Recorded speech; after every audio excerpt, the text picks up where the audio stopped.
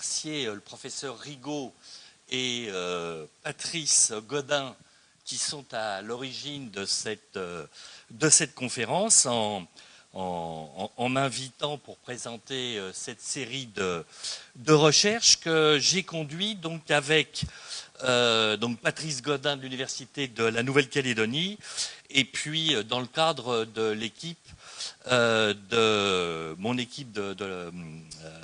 l'équipe de mon université Chartres, qui est l'équipe cognition humaine et artificielle.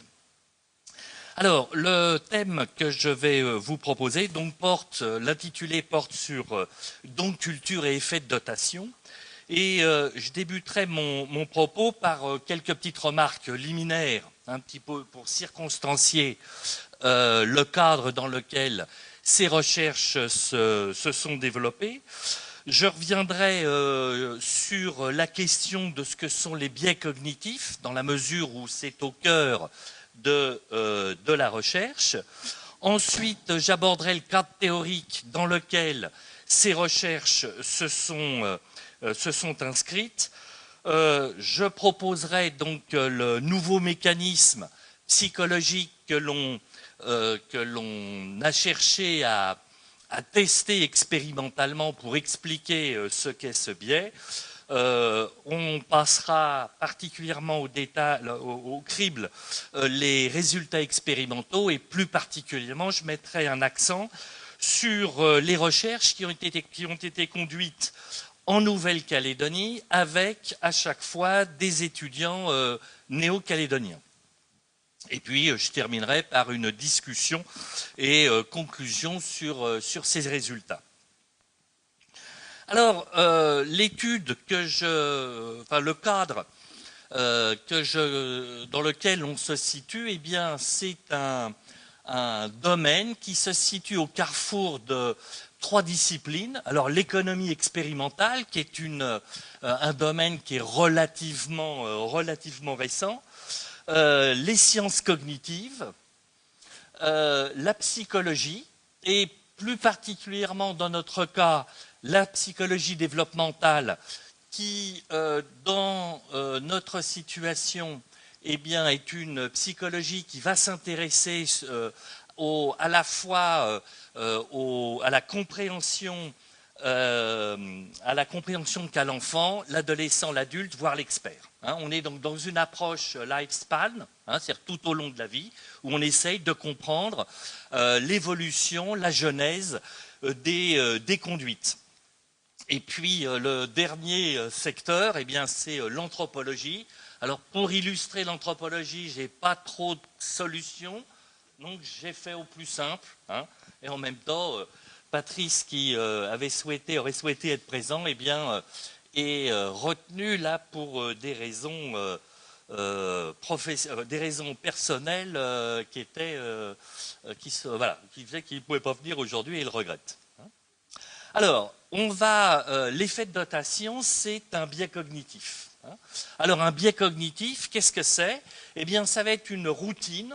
Donc, c'est on va dire, si je prends une métaphore informatique, c'est un microprogramme qui va se dérouler et qui va avoir pour conséquence de nous permettre de prendre des décisions de manière extrêmement économique, extrêmement rapide, indépendamment de la mobilisation de connaissances et de ce fait va très souvent engendrer eh bien, une réponse de type irrationnel.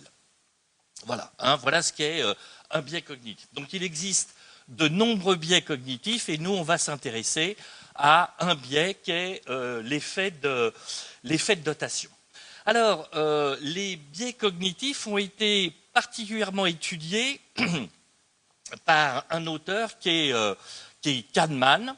Et donc, voilà notre ami Kahneman. Alors, Kahneman, il a sorti en 2011 donc un ouvrage qui fait tout à fait référence en envisageant le développement de la pensée eh bien, dans deux types de systèmes et qui va comme ça permettre d'expliquer un certain nombre d'erreurs de raisonnement.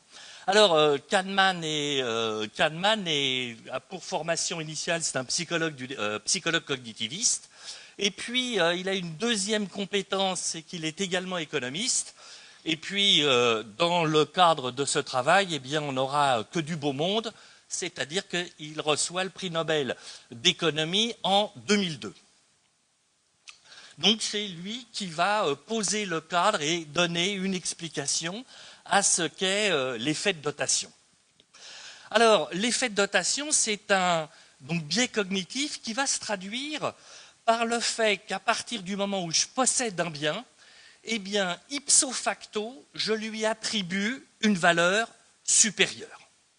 Le fait de le posséder, eh bien, je lui attribue une valeur supérieure, et on verra, ça c'est un mécanisme psychologique, hein, alors que d'un point de vue purement économique, un bien, il a une valeur, et donc, à partir du moment où on va le posséder, eh bien, on va lui attribuer une valeur supérieure. Alors, pour illustrer mon propos, il y a quelque chose qui est assez classique, qui marche très très bien à la télévision, c'est toutes les émissions qui portent sur l'achat et la vente d'appartements. Hein. Alors, quand ces émissions tournent autour du problème suivant, lorsque vous vendez un bien, vous trouvez que vous ne le vendez jamais assez cher, et lorsque vous achetez un bien, eh bien vous l'achetez toujours trop cher. Hein. Alors dans les drames, par exemple, familiaux, eh bien vous allez assez vite entendre « Ah oui, oui, oui, le bien de famille, on l'a bradé. » Voilà. Et celui qui l'a acheté, lui, il va toujours dire oh, « Le bien, ah non, non, là je l'ai acheté pour ne pas avoir d'histoire, au prix le plus fort. » Donc ça, ça traduit l'effet de dotation. Alors, un autre exemple aussi ça traduit, on va pouvoir l'expliquer au travers de l'effet de dotation. Un autre exemple tout à fait classique de la vie de tous les jours, vous vous trouvez dans une file d'attente un peu longue. Au bout d'un certain temps, la question qui va arriver très très vite, est-ce que je reste ou est-ce que je m'en vais? Et là, au niveau de la prise de décision, c'est compliqué. Pourquoi? Parce que vous dites, si je reste, je vais attendre encore combien de temps?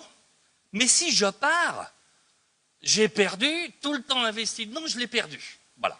Et je pourrais, à foison, vous sortir d'autres types comme ça, de petits exemples. Allez, un petit dernier, le problème des yaourts. Quand on est parent, on va acheter des yaourts. On achète des yaourts. Et comme on a nos gamins, on va très rapidement découvrir que si on veut avoir la paix sociale, eh bien, quand ils sont dans la période myrtille-framboise, vous avez intérêt d'acheter de la myrtille framboise. Alors, on stocke de la myrtille framboise, et le problème des yaourts, c'est qu'il y a une date de péremption. Il y a une date de péremption, et passé cette date, c'est assez intéressant d'observer que dans quasiment toutes les familles, il n'y a aucun problème pour consommer le yaourt passé la date. En revanche, ça nous viendrait absolument jamais à l'idée d'acheter un yaourt dont la date de péremption est dépassée. Donc c'est assez intéressant. Au niveau des conduites, l'évolution en fonction de ces situations. On va pouvoir expliquer cette tendance, cette décision prise au travers des mécanismes de l'effet de dotation pour montrer que ce biais cognitif, eh bien, on va l'observer en économie expérimentale sur des situations extrêmement sérieuses, mais également, ça va expliquer une série de conduites de la vie de tous les jours. Alors, en quoi l'effet de dotation est un biais? Eh bien, parce qu'il va remettre en cause des axiomes qui sont absolument fondamentaux de l'économie, et plus particulièrement un des axiomes du théorème de Ronald Coase. Alors voilà notre ami Coase, qui lui-même est prix Nobel d'économie, je crois en 1991. Donc voilà, encore du beau monde dans ce domaine. Et alors, la théorie du coût de la transaction, qu'est-ce que c'est? Eh bien, Coase va, dans un de ses axiomes, je vais synthétiser le propos, eh bien, dire à partir du moment où un bien, la propriété du bien est totalement affirmée, c'est-à-dire qu'il n'y a absolument pas de problème sur à qui appartient le bien. Eh bien, si on envisage une transaction, on va considérer que les coûts de la transaction sont nuls et il déduira qu'à ce moment-là, on devrait avoir, entre le prix d'achat et le prix de vente, relativement un consensus assez rapide pour se mettre d'accord. Voilà. Donc ça, c'est le théorème de cause qui va être remis en cause dans le cadre de l'effet de dotation. Et ça, on va le montrer. Alors, dans l'objectif de notre travail, eh bien, c'est de partir que, dans le cadre des travaux en économie expérimentale, ce que l'on cherche à identifier, pour nous psychologues, eh bien, c'est quel est cet homo economicus qui sommeille en nous. C'est-à-dire que, alors, cet homo economicus, qu'est-ce que c'est? Eh bien, ce seraient toutes les représentations qui vont être afférentes à tout ce qui va être lié à l'économie. Alors l'économie, ça démarre par les échanges, tout simplement, puis après on peut avoir, en fonction de nos connaissances, eh bien, une construction, un certain nombre de représentations beaucoup plus complexes, mais tout ça, ça constitue l'homo economicus. Alors cet homo economicus, eh bien, il va rentrer de temps en temps en conflit avec l'homo psychologicus. Voilà. L'homo psychologicus, eh bien lui, il réinterprète, il réorganise un petit peu ces représentations. Alors, dans le propos qui va suivre, eh bien, je vais examiner de plus près ce que recoupe justement cet homo economicus, comment on peut le définir dans le cadre d'un échange de biens. Alors, si on confronte un sujet entre un bien qui a une valeur tout à fait importante, là j'ai pris au hasard une montre Piaget, rien à voir avec l'épistémologue suisse bien connu, donc ça c'est une montre qui au bas mot oscille entre 18 000 et 20 000 euros. Voilà. Donc si je propose un sujet de choisir, ou à une cohorte de sujets, de choisir entre une montre Piaget de cette somme-là, et puis je lui propose après à choisir entre la montre Piaget et un mug qui coûte 2 euros, au niveau de la prise de décision, ça ne va pas être très très compliqué. Le sujet va sélectionner la montre Piaget et donc de ce fait, on pourra dire que, vous voyez, du point de vue de l'homo economicus, la réponse rationnelle, quelle est-elle? C'est celle-là. Voilà.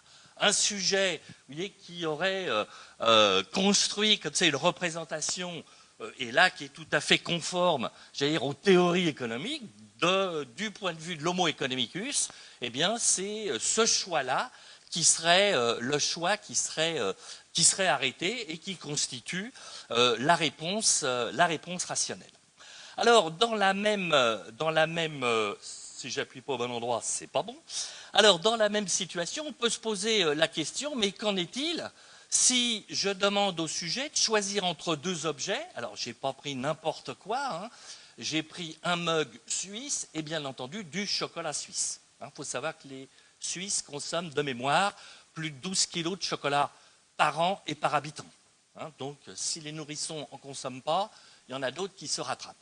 Alors, si je demande à des sujets de choisir entre une plaque de chocolat et un mug, et qu'au préalable, j'ai un petit peu regardé la tendance, et que cette plaque de chocolat coûte 2 francs suisses, et puis que ce mug coûte 2 francs suisses, eh bien, quand on fait l'expérience, on va, la réponse rationnelle attendue, eh bien, ce serait que je devrais avoir autant de sujets qui choisissent la plaque de chocolat que de sujets qui choisissent le mug, sachant que on avait au préalable testé, vous voyez, le niveau de préférence des deux objets. Donc si on a deux objets qui présentent le même niveau de préférence et et les deux objets présentent la même valeur économique, ce qui est attendu, eh bien, du point de vue de l'homo economicus, eh bien, compte tenu du fait que les valeurs sont identiques,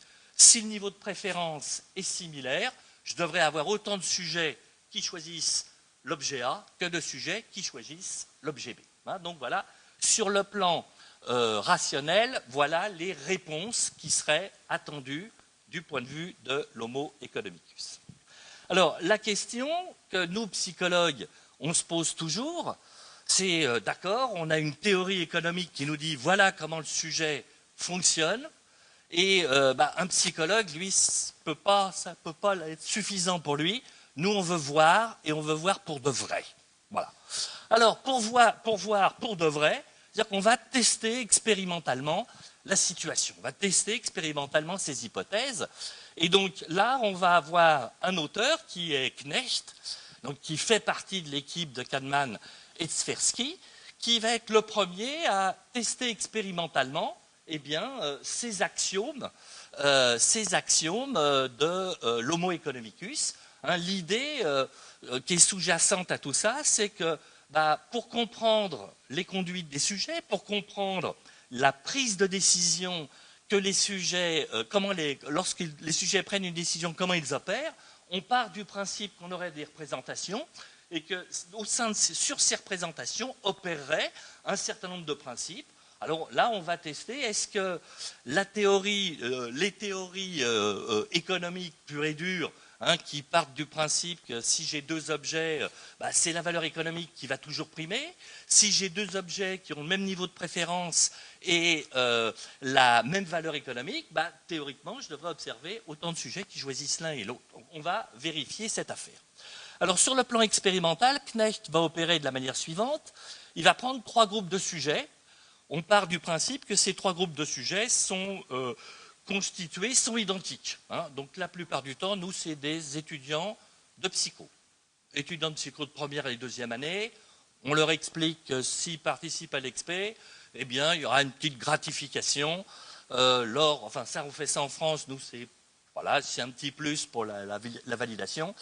Dans le cadre des travaux aux États-Unis, là, on leur donne 5 $. Hein. Ils ont des financements et les sujets qui participent aux expériences en psycho-expérimentales, on doit les payer. Hein. Ça, c'est une des contraintes lorsqu'on expérimente aux US.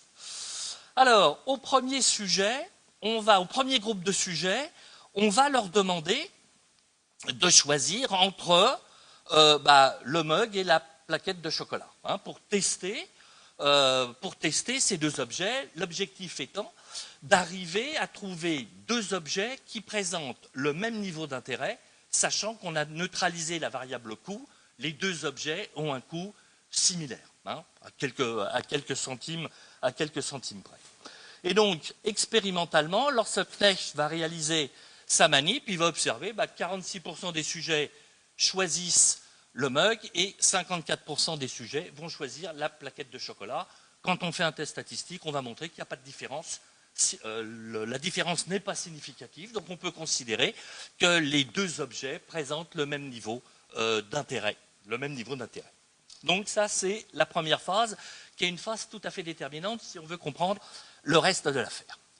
Alors, le deuxième groupe de sujets, donc là, sur le plan du dispositif expérimental, les étudiants arrivent dans le labo, ils s'installent et on leur explique qu'on va leur donner un mug.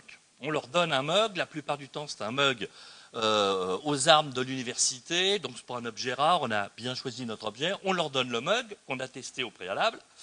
Ensuite, on va les faire bosser, on leur donne une petite tâche.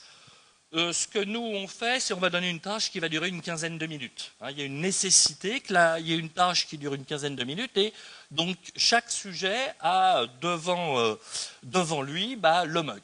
Hein, il a devant lui le mug, il réalise sa tâche et puis en fin de réalisation de la tâche, eh bien, on va interviewer les sujets de manière individuelle. Enfin là, dans le cadre de l'expé, c'était pas tout à fait ça, ils le faisaient collectivement, c'est un petit problème technique, mais sur le principe, on va leur poser la question. Tout à l'heure, je t'ai donné un mug, ce mug t'appartient, il est à toi. Eh bien, est-ce que tu souhaiterais échanger ton mug contre cette plaque de chocolat? Et là, on sort la plaque de chocolat. Voilà, et puis on note la réponse du sujet. Alors, avec le troisième groupe, on va faire exactement la même chose, hein, exactement la même procédure. Est-ce que tu souhaites échanger ta plaque de chocolat contre ce mug? Voilà. Et on note les résultats. Ce que je n'ai pas précisé, c'est que la tâche qui est donnée au sujet n'a strictement rien à voir ni avec la plaque de chocolat, ni avec l'économie expérimentale. On leur donne une autre tâche qui nous intéresse également, bien entendu. Quitte à avoir monté une expérience, nous, il faut qu'on ait un bon retour sur investissement sur les tâches et les données qu'on peut collecter à chaque fois. Alors, on va examiner les résultats. Donc, la validation expérimentale de cette affaire. Donc, on avait nos deux groupes. Premier groupe, qui a le mug. Deuxième groupe, la plaque de chocolat. Donc, si je me rappelle, si je reprends l'hypothèse de notre Homo economicus, lui, ce qu'il a prévu, c'est que 50% conserve, 50% échange, et de ce côté-là, on devrait retrouver la même chose. C'était le test précédent. Et quand on regarde ce qui se passe expérimentalement, eh ben, les choses ne fonctionnent pas tout à fait de la sorte. C'est-à-dire que, majoritairement, les sujets, lorsqu'on leur donne un objet, effet de dotation, ils le conservent. Voilà. C'est le fait de donner un objet, eh bien, on attribue une valeur supérieure, et donc là, les données empiriques vont montrer ce résultat, vont donner ce résultat. Alors, ça, c'est une expérience qui a été énormément utilisée. Et puis, on a également un autre paradigme sur lequel je ne vais pas rentrer dedans, une autre manière d'étudier l'effet de dotation, mais dans le cadre là, de ce propos, je préfère rester sur celui-là, sur cette manière-là. Donc, là, les données expérimentales remettent complètement en cause l'idée qu'on aurait embarqué les théories économiques telles que les économistes pensent que les sujets, que les sujets fonctionneraient comme ça, donc ça ne marche pas du tout. Alors, une fois qu'on a des résultats comme ça, maintenant, il faut pouvoir les expliquer. Alors, pour les expliquer, comment Kahneman et Tversky vont procéder? Eh bien, on va faire l'hypothèse, ils font l'hypothèse que derrière cette conduite, eh bien, les sujets présenteraient une aversion à la perte. Alors, cette aversion à la perte, on va pouvoir, en regardant la courbe, on va pouvoir la mettre en évidence. Premier élément que l'on observe, c'est qu'entre le niveau de satisfaction et les gains, quand je regarde l'allure de la courbe verte, elle n'a rien à voir avec l'allure de la courbe jaune qui, elle, est sur le niveau de désinvestissement, d'insatisfaction par rapport à la perte. Donc déjà, uniquement en regardant la courbe, ce que l'on peut dire, c'est que psychologiquement, les sujets n'ont pas le même rapport au gain et le même rapport à la perte. Ce qu'on peut, si on affine un petit peu plus, si je regarde, vous voyez, à un gain de 50, eh bien, j'ai un niveau de satisfaction qui se situe à peu près à 65. Si je regarde une perte de moins 50, j'ai un niveau d'insatisfaction qui se situe à peu près à moins 135. Donc, uniquement en regardant la courbe, on voit bien que le rapport que l'on a au gain ou à la perte n'a rien à voir. La perte a une incidence psychologique beaucoup plus importante que le gain. Alors, donc Kahneman, et ça c'est ce qu'on va appeler l'aversion à la perte, et la courbe mathématique qu'il a décrit. Alors, les auteurs font l'hypothèse que c'est un mécanisme extrêmement primitif. Ils font l'hypothèse également que cette aversion à la perte serait supposée universelle, donc ça, il va falloir l'examiner. Alors, parler de mécanisme universel, quand on est chez les anthropologues, normalement, c'est véritablement un terrain miné, là. Donc, je vais avancer petit à petit. Les discussions que j'ai eues, longues, solides, avec Patrice, me montrent que, attention, il faut préparer quand même là les arguments. Donc, c'est pour ça que j'ai dit supposé universel. Voilà, il faut que j'assure l'affaire.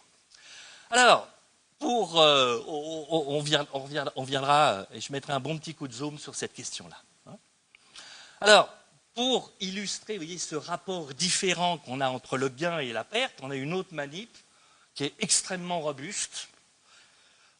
Et pouvez vous amuser à faire ce choix, enfin à réfléchir à cette situation-là. Si je vous propose un gain certain mais faible versus un gain incertain mais fort, réfléchissez ce que vous choisissez. Et puis, vous imaginez après qu'on est dans une autre configuration, je fais une proposition d'une perte certaine mais faible versus une perte incertaine mais forte. Ce que les données expérimentales vont montrer, c'est que les sujets, lorsqu'ils ont à choisir au niveau d'un gain entre un petit gain certain versus un gain fort mais incertain, tout le monde préfère gagner 10 € sûrs que 100 € hypothétiques. Voilà. En revanche, si je prends la même situation problème, mais que je l'expose en termes de perte, eh bien, entre une petite perte faible et une perte beaucoup plus forte mais incertaine, la majorité des sujets, on est dans un rapport 70-30, préfèrent la perte incertaine mais forte. Alors ça va expliquer, par exemple, vous voyez, toutes les conduites addictives, par exemple au jeu. Sur un plan économique, ça permet également d'expliquer pourquoi, lorsque les sujets qui dirigent une entreprise sont confrontés à une situation de déficit, pourquoi ils prennent autant de temps avant de déposer le bilan et éventuellement de remonter l'entreprise pour repartir. Ben oui, mais avec ce chantier, avec cette affaire, je vais me refaire. Oui, je vais me refaire et la réalité économique fait que je fais que creuser le déficit. Et donc ça, on peut parfaitement, donc il y a toute une littérature qui est massive là-dessus, qui montre que les conduites ne sont pas les mêmes lorsqu'on est confronté à un gain ou une perte. Donc là, on a véritablement, il y a une forte littérature pour montrer que ce mécanisme a une plausibilité psychologique tout à fait nette. Alors, dans mon propos, là maintenant, je vais montrer que, vous voyez, l'aversion à la perte, c'est véritablement une affaire de famille, dans le sens où on va avoir toute une série d'études qui se sont intéressées à nos cousins très éloignés. Alors, dans nos cousins très éloignés, on a le singe capucin, on a notre ami l'orang-outan, on en a notre ami le gorille, on a les bonobos et on a les chimpanzés. Alors tout ça, c'est des cousins plus ou moins éloignés. Alors là, je vous les ai mis dans l'ordre. Plus proche, c'est le chimpanzé, après c'est le bonobo, après c'est le gorille, l'orang-outan, et puis alors, le plus éloigné, c'est le singe capucin. Et les travaux qui vont être conduits en primatologie vont montrer que toutes ces catégories, toutes ces familles, toute cette famille, toute notre famille,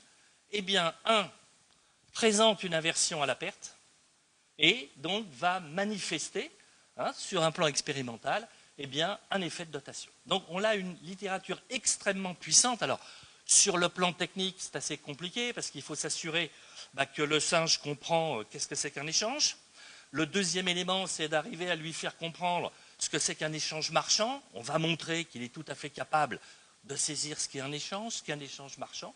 Et puis après, on va lui montrer, on va pouvoir montrer au travers d'un dispositif expérimental, que le singe, lorsqu'il doit choisir entre une situation où il risque de perdre et une situation qui est plus avantageuse, alors on va le faire avec un nombre d'essais, on va montrer que statistiquement, le singe choisit davantage les situations de gain par rapport à celles de perte et montrant ainsi qu'il y a une aversion à la perte. Donc, dans, j'allais dire, le panorama des recherches, lorsqu'on conduit une étude sur l'effet de dotation, et qu'on souhaite, comme c'est notre cas, proposer un nouveau mécanisme explicatif, on ne peut pas balayer d'un revers de main cette littérature. Je reviendrai sur ce point un petit peu plus tard en avançant. Alors, il y a eu un second mécanisme qui a été mis en évidence, c'est ce qu'on va appeler un mécanisme d'appropriation. Alors sur le plan expérimental, pareil, je donne un mug à un groupe de sujets, enfin exactement la même affaire, hein, j'ai testé le niveau de préférence des deux objets, sur le plan de la valeur économique, c'est réglé, tout ça. Et puis donc je prends ce groupe de sujets, je leur donne un mug, et puis juste avant la situation où je vais leur demander de réaliser une tâche, je leur dis écoutez, pour que vous puissiez réaliser la tâche dans de bonnes conditions, le mug qui est à vous, là je vais le prendre, puis je vais le mettre devant le bureau. Voilà. Et puis ils réalisent la tâche, après ils sortent un à un, et je leur pose la question, est-ce que tu veux échanger ton mug contre cette plaque de chocolat? Et là, ce qu'on va observer, constater, c'est qu'on n'a plus d'effet de dotation. On n'a plus d'effet de dotation à partir du moment où l'objet n'est plus dans l'espace proximal du sujet. Alors là, c'est assez intéressant parce que si le mécanisme qui explique l'effet de dotation et l'aversion à la perte, que l'objet soit ici ou que l'objet soit un peu plus loin, ça devrait opérer de la même manière. Or là, ça n'opère plus. Et donc, les auteurs vont dire non, non, l'aversion à la perte ne permet pas d'expliquer l'effet de dotation dans cette situation expérimentale-là. Eh bien, c'est simplement quand on a un effet de dotation, ce n'est pas une aversion à la perte, mais c'est tout simplement un mécanisme d'appropriation. Alors, parallèlement à ça, on va avoir toute une littérature extrêmement importante en neuropsychologie qui vont montrer que les zones qui gèrent la notion de propriété eh bien, sont particulièrement activées dans le cadre de ce dispositif expérimental. Enfin, lorsque l'objet est proche du sujet, on va avoir les zones qui gèrent ce qui nous appartient qui va être activé. Et puis, lorsque l'objet va être beaucoup plus éloigné, eh bien, ces zones-là ne sont pas mobilisées. Donc, on a un deuxième mécanisme d'appropriation qui, là aussi, d'un point de vue, vous voyez, purement expérimental, est tout à fait solide. Alors, le nouveau mécanisme que l'on va proposer, avec Patrice, quand on a débuté notre collaboration sur les recherches conduites en Nouvelle-Calédonie, eh bien, lui est le suivant. Alors, l'expérimentateur, on fait l'hypothèse, nous, que l'expérimentateur, lorsqu'il donne un mug à un participant, eh bien, moi, dans ma tête, je donne un objet. Et nous, on fait l'hypothèse que le sujet, lorsqu'il reçoit l'objet, eh bien, lui, dans sa tête, ce n'est pas un objet qu'il reçoit, mais c'est un cadeau. Lui, il l'interprète comme ça. Voilà. On fait cette hypothèse-là. Et donc, entre un objet et un cadeau, l'élément clé, eh bien, c'est que lorsque vous recevez un cadeau, vous allez appliquer un certain nombre de règles sociales. Voilà. On applique des règles sociales. Bon, je ne vais pas avoir le temps de le développer, mais pensez juste à la situation où vous êtes invité chez quelqu'un. L'habitude, les us et coutumes veulent qu'on apporte quelque chose. Le principe qui est sous-tendu au cadeau, c'est que je dois faire plaisir. Tâche extrêmement compliquée lorsque je ne connais pas les gens. Et donc, au niveau du fonctionnement du couple, là, vous observez une tendance extrêmement rapide.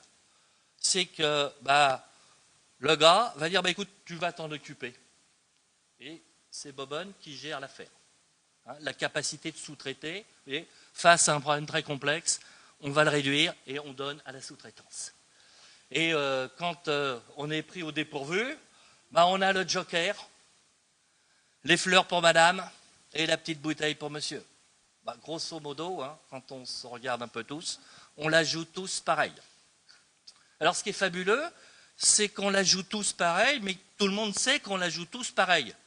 Mais personne ne bronche.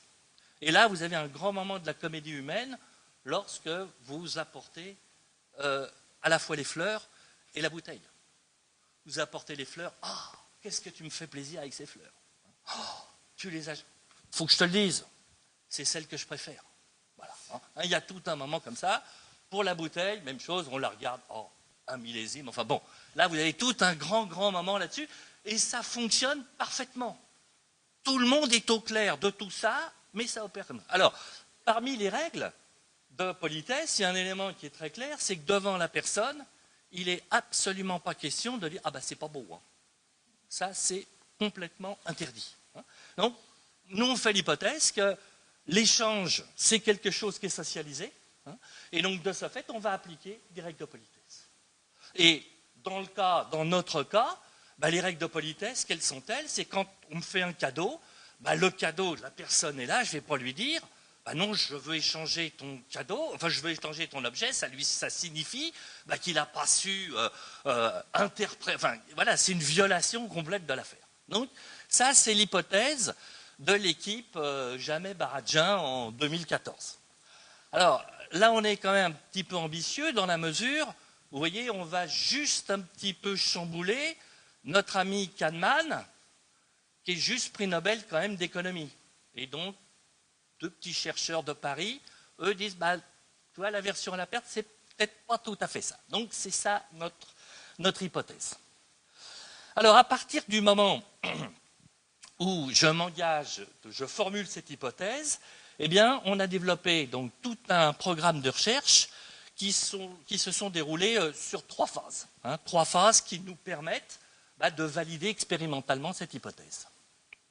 Alors, l'idée que l'effet de dotation ne serait pas une aversion à la perte, mais des règles de politesse, l'application de règles de politesse, ça a impliqué un premier type d'étude, ben ça a été de démontrer cette affaire-là. Alors pour démontrer cette opération-là, comment j'ai opéré? J'ai réalisé une situation où, lorsque je remets l'objet, je viole les règles de politesse. C'est-à-dire que je fais comprendre à mon interlocuteur, à mes interlocuteurs, que l'objet que je leur donne, je n'en ai rien à faire, je m'en débarrasse. Ce qui est fondamentalement, j'allais dire, absolument pas ce que l'on fait quand on fait un cadeau. Voilà. Et les résultats expérimentaux vont montrer que dans cette situation, lorsque je viole les règles de remise de l'objet, en signifiant que cet objet n'a aucun intérêt pour moi, l'effet de dotation s'écroule. Plus d'effet de dotation. Alors on pourrait se dire, ça y est, c'est gagné. Non. Parce que les règles de politesse, comme ce sont des règles sociales, ça s'apprend. Donc, nouvelle hypothèse. Si ça s'apprend, ça veut dire qu'avant l'apprentissage, je ne devrais pas observer une baisse de l'effet de dotation lorsque je viole ces règles. Le sujet les connaissant pas, que je remette l'objet conformément aux us et coutumes ou que je remette l'objet en violant ces règles, il ne connaît pas les règles, donc pas de différence. Les résultats expérimentaux vont dans ce sens-là.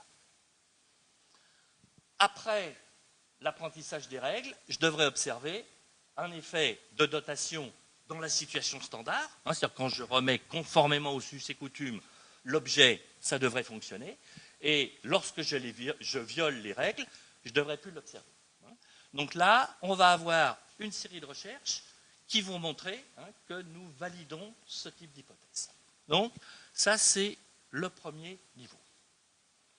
Deuxième série de recherches, là je dirais un tout petit peu plus rapidement, et je vous inviterai, si vous êtes intéressé, à visionner la conférence qui sera sur le site du Centre de documentation pédagogique que j'ai présenté, où là, on a expérimenté l'effet de dotation avec le robot Nao. Donc le robot Nao, c'est un petit robot humanoïde, et on va donc réaliser une situation expérimentale dans laquelle le sujet se trouve avec le robot qui réalise l'expérience. Il n'y a plus d'expérimentateur. On invite le sujet à rentrer dans la salle. On lui dit, voilà, tu vas avoir une activité à mener avec Nao et le robot va lancer l'expérience et réaliser ça.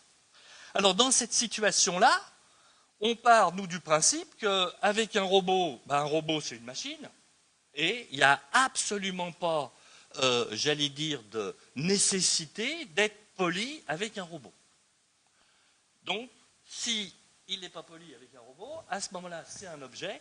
Si c'est un objet, il n'applique pas les règles sociales relatives au cadeau, vu que ce n'est pas un cadeau, et donc on ne devrait pas observer d'effet de dotation. Donc là, on va avoir toute une série de recherches qu'on a conduites qui vont montrer ce phénomène. Donc c'est validé expérimentalement. Bon, après, on a même poussé la situation pour voir si le robot est sensible aux règles sociales et fait comprendre qu'il faut être poli, hop, on va retrouver un effet de dotation. Donc on a manipulé cette situation dans tous les sens. Donc vous voyez, là encore, on valide l'idée que l'explication de ce biais de raisonnement dans la prise de décision résulterait non pas de l'aversion à la perte, mais plutôt de l'application de règles sociales.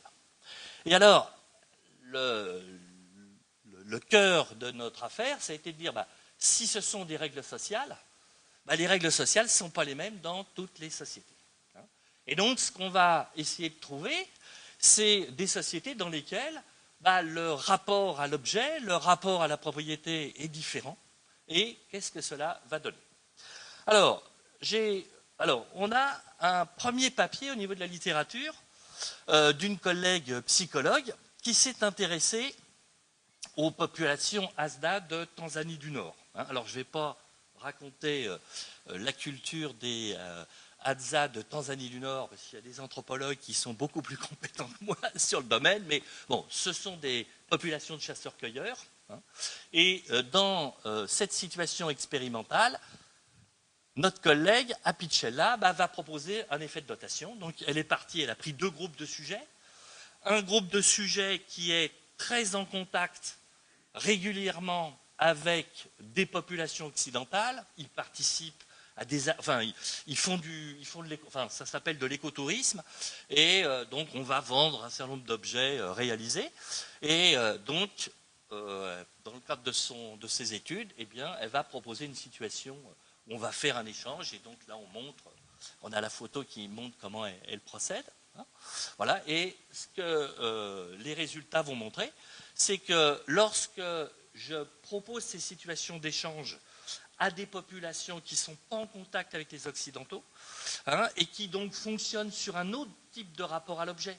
Les populations Hadza, comme elles sont chasseurs-cueilleurs, il faut tout porter sur le dos.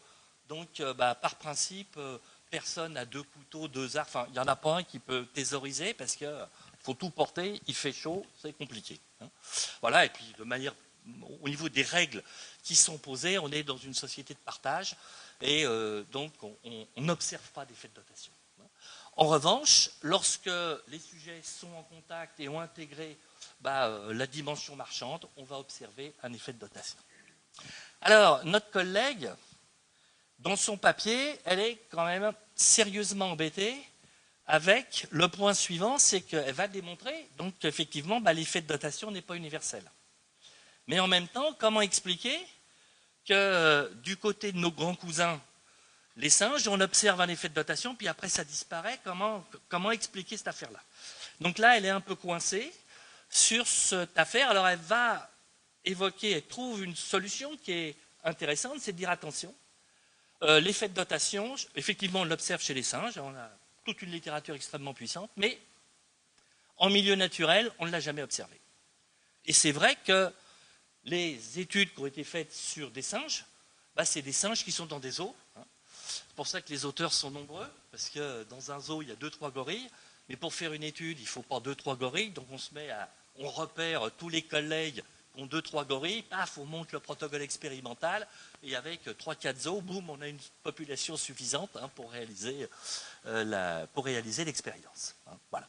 Alors là, elle va évoquer, elle évoque ce point-là qui tient, mais malgré tout, elle est gênée et ça pose ça pose quand même quelques problèmes et il faudra le résoudre. Alors, on a nous proposé également, on a fait tourner la manip au Japon, on a fait tourner la manip en Chine, on l'a fait tourner en Guyane auprès des populations Awala et Alimapo, et on l'a fait tourner également auprès des populations Saramaka, où là on a des rapports aux objets complètement différents, et donc les règles qui s'appliquent ne sont pas les mêmes, et on va avoir des résultats qui vont coller avec ces règles. Donc de ce côté-là, je ne rentrerai pas dans ces détails, et on va s'intéresser plus rapidement à la Nouvelle-Calédonie. Alors, l'hypothèse de base, quand je suis arrivé en Nouvelle-Calédonie, je me suis dit bon sang de bonsoir, en regardant un petit peu comment fonctionnait la culture kanak, je me suis dit s'il y a un endroit où il faut étudier l'effet de dotation, c'est ici, parce que ce sont des experts. Ils passent leur temps à échanger des objets.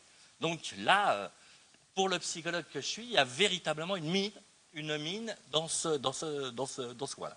Bien. Non, nous, on va faire l'hypothèse qu'un élément qui est tout à fait central, c'est la coutume. Et donc, l'hypothèse que on va formuler deux hypothèses, c'est que, donc, vous voyez, dans la représentation que le sujet va se construire, eh bien, lors de l'échange, eh bien, pour lui, toujours pour moi, c'est un objet que je donne.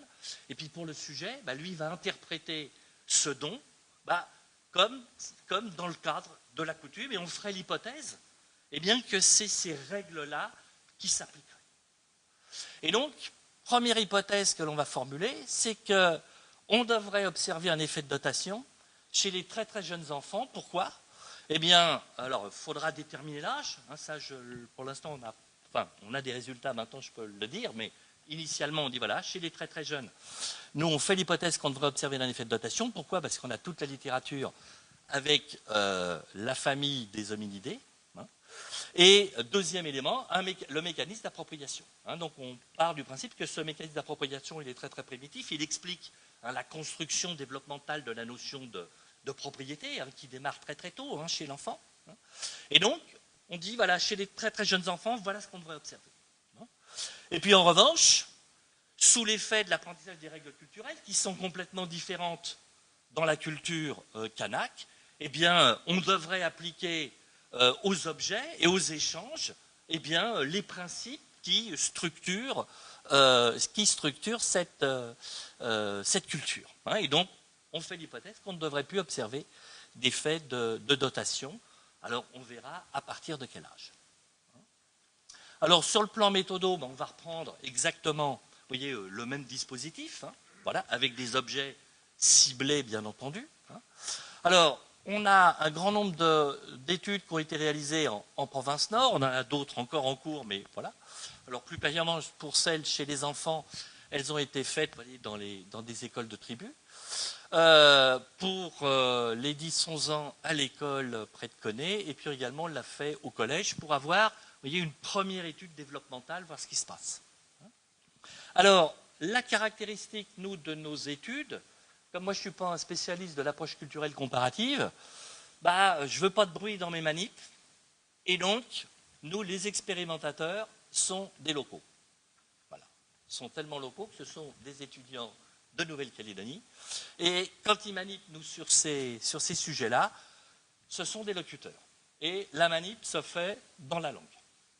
Se fait en langue. C'est l'expression qu'on utilise ici. Elle se fait en langue. Bien entendu, on a testé, ça c'est le principe de base, les deux mêmes objets. Enfin, les objets qui ont le même niveau d'intérêt, même valeur économique, ça c'est classique. Et pour les enfants, eh bien, de 3-5 ans, il y a un élément qui est déterminant, c'est que si vous voulez faire l'expérience avec des enfants très jeunes, il faut qu'ils comprennent ce que veut dire échanger, ce qui n'est pas toujours le cas. Donc là, on a proposé un apprentissage, un dispositif d'apprentissage pour s'assurer de l'affaire. Et donc, ça a été fait en langue. Et puis après, on a fait la mobilisation générale dans l'école et à la cantine, enfin, tous les acteurs proposaient le jeu de la marchande. À table, on échangeait les choses. Enfin, voilà. De manière de s'assurer qu'après ce dispositif d'apprentissage, l'ensemble des enfants maîtrisaient la notion d'échanger, comprenaient ce qui était fait. La procédure expérimentale, je vous dis, on a repris la même chose. Petite réalisation, la prise de décision est individuelle. On lui demande s'il veut échanger son objet contre l'autre. On avait pris deux objets qui avaient été validés. Et puis après, en fonction de l'objet, on procède à l'échange ou pas. Voilà. Alors, la manip s'est faite avec donc, cette population-là. Donc, on a une belle population. Et on va passer tout de suite aux résultats. Et donc là, les résultats sont tout à fait intéressants parce que on a fait bonne pioche. C'est-à-dire, qu'est-ce que l'on observe là? On va observer que chez les 3-5 ans, voyez, quand je leur donne un objet, hein, c'est l'histogramme rouge, ben, les sujets conservent. Voilà.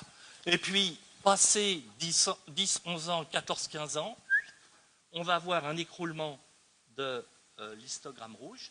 Et là, pour l'ensemble des données, ce qu'on va observer, c'est qu'on n'a plus d'effet de dotation.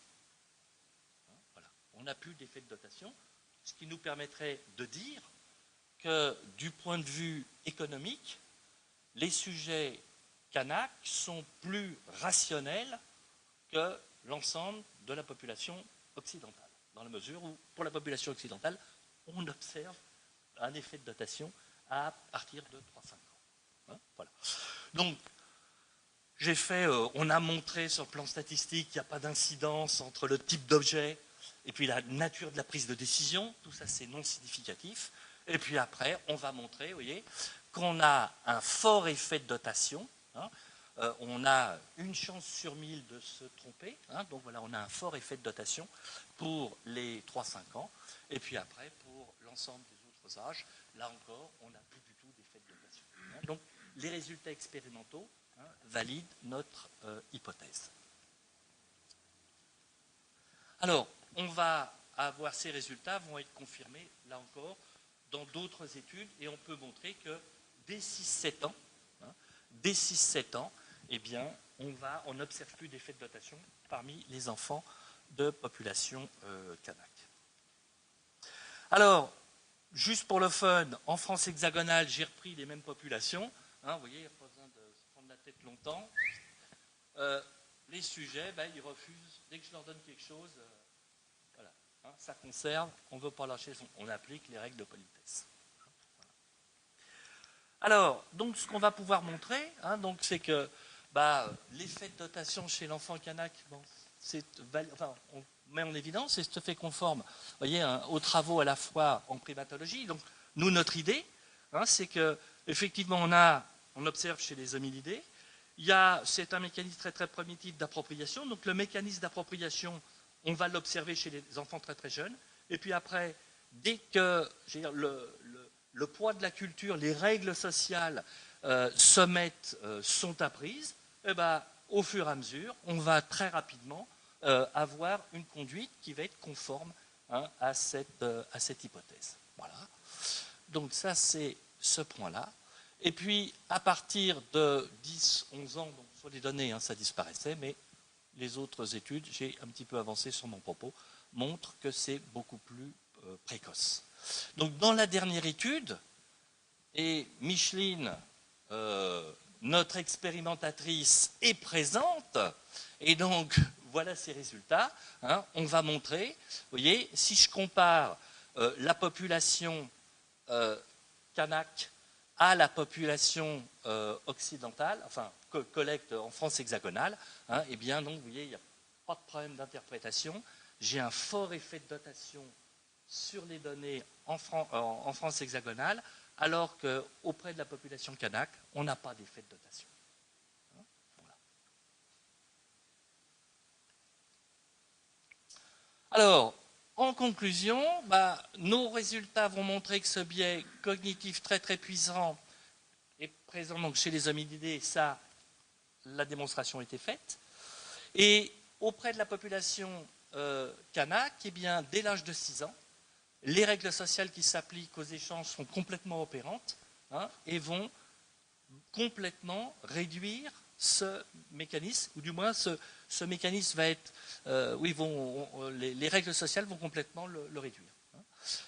Là, ce qu'on se trouve dans le cadre de la population en France hexagonale, c'est que le biais est renforcé par les règles sociales. Mais c'est pour ça qu'on a un effet de dotation, hein, on aurait ce mécanisme d'appropriation, hein, qui est à la base, mais en plus qui est renforcé par nos principes, par les règles sociales qui gèrent, hein, le cadeau. Hein. Alors que là, on a toujours à la base ce mécanisme d'appropriation, mais comme les règles sociales, eh bien, organise autrement ou pose d'autres principes dans le cadre de l'échange, eh bien là, ça va se mettre en œuvre. Donc, le mécanisme qui était postulé qu'on avait postulé, et auquel on a, enfin, oui, le mécanisme postulé, eh bien là est véritablement, vous voyez, validé expérimentalement. Hein. Donc, on a encore d'autres expériences, mais là, ça m'amènerait à une durée beaucoup plus longue. Donc, je voulais vous remercier pour votre attention.